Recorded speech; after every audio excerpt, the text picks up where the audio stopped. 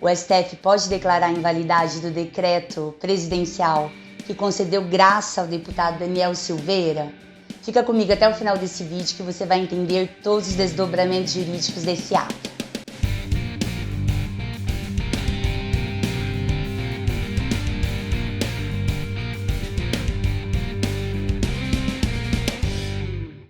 Oi gente, professora Kátia Terrinha aqui de novo para debater com vocês mais um pouquinho sobre direito constitucional. O tema de hoje a gente vai trazer uma situação, uma discussão que está na crista da onda, está super atual, polêmica, mas nós vamos fazer aqui análises estritamente jurídicas e uma reflexão crítica, né, para que a gente possa aprofundar aí os estudos do direito constitucional sobre a situação que eu vou apresentar para vocês. Então, de uma maneira muito rápida, só para a gente relembrar o caso, nós tivemos em 17 de fevereiro de 2021 o oferecimento de uma denúncia por parte do então vice-procurador-geral da República contra o então deputado Daniel Silveira. Nesta denúncia, que não cabe nesse vídeo a gente explorar ela em si, mas só para você relembrar, a Procuradoria-Geral da República apresentou o então possível cometimento de alguns crimes por parte do deputado Daniel Silveira.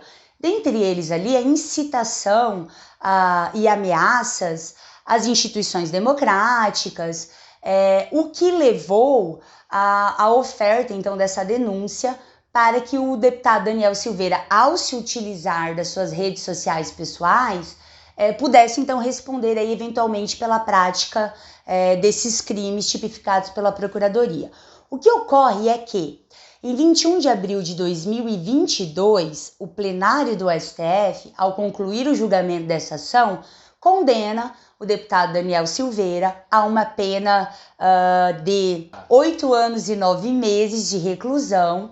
E aí, a partir de então, o que acontece? No dia seguinte a essa condenação, o então presidente da República, Jair Bolsonaro, concede, usando a sua competência constitucional, prevista lá no artigo 84, inciso 12 da Constituição, um instituto conhecido, chamado de graça ou indulto individual. Eu já vou te explicar essa diferença, eu quero só te fazer uma ponderação.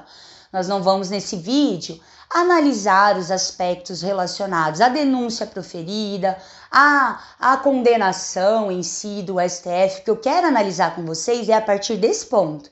Este decreto presidencial expedido, concedendo esse perdão à pena imputada ao deputado Daniel Silveira. Então vamos lá. O presidente da República, ele tem competência, repito, lá no artigo 84, para conceder indultos. E esse indulto, ele é dividido, ele é classificado na doutrina em duas espécies. Se eu estou trabalhando um indulto que é coletivo, eu simplesmente chamo de indulto. Então, ele vai atingir um número indeterminado de pessoas. Se eu estiver trabalhando com um perdão da pena que é individual, a doutrina chama de graça ou indulto individual, ok? Nesse vídeo, a gente vai trabalhar aqui com uma graça concedida ao deputado Daniel Silveira.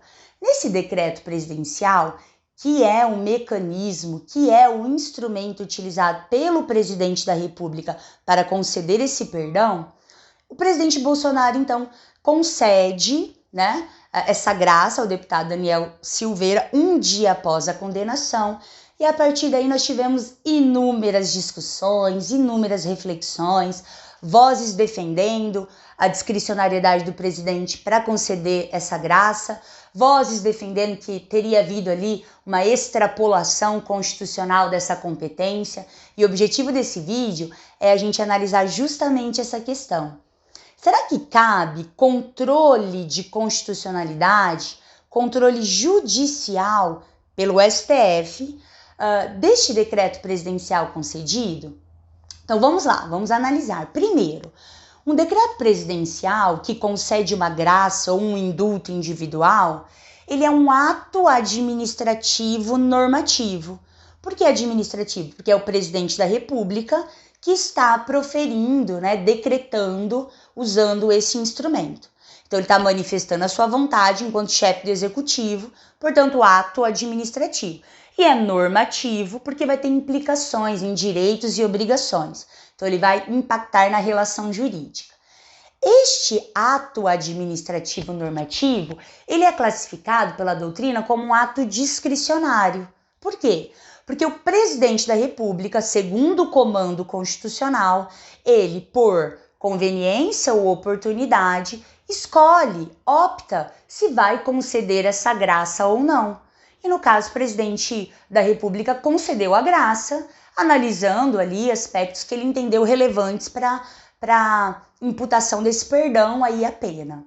Eu não vou entrar nesse momento do vídeo, não que não seja importante ou relevante, mas eu não vou entrar em discussões sobre o momento da concessão, uma vez que, só para você lembrar e até refletir para outros debates aí, a decisão de condenação ainda não tinha transitado em julgado, mas foi concedida a graça, ou também a questão de ter sido uma concessão individual a um deputado específico.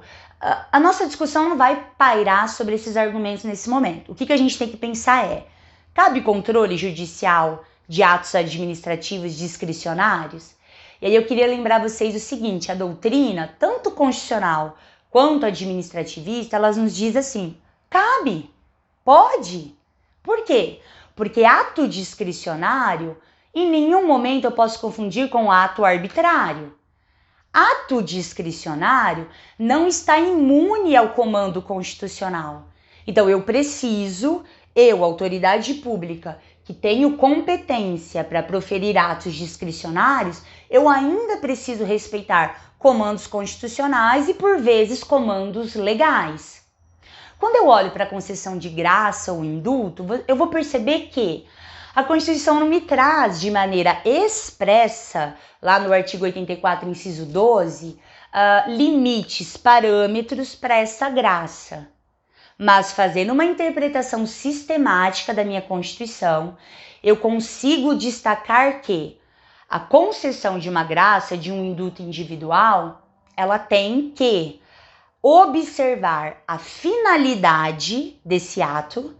E o que é uma finalidade para atos administrativos? Interesse público.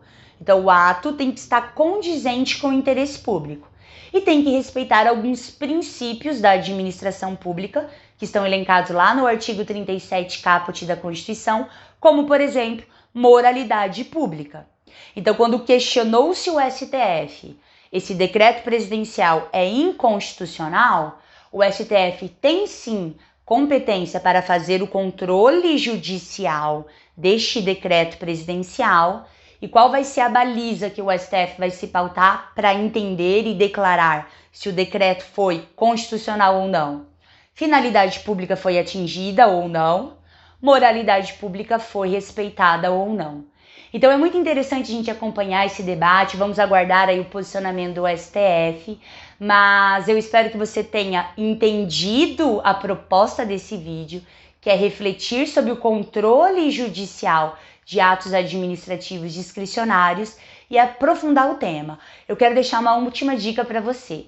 O que a gente não pode admitir é trocar um ato discricionário de um chefe de executivo, presidente da República, por um ato discricionário de poder judiciário, nesse caso o STF.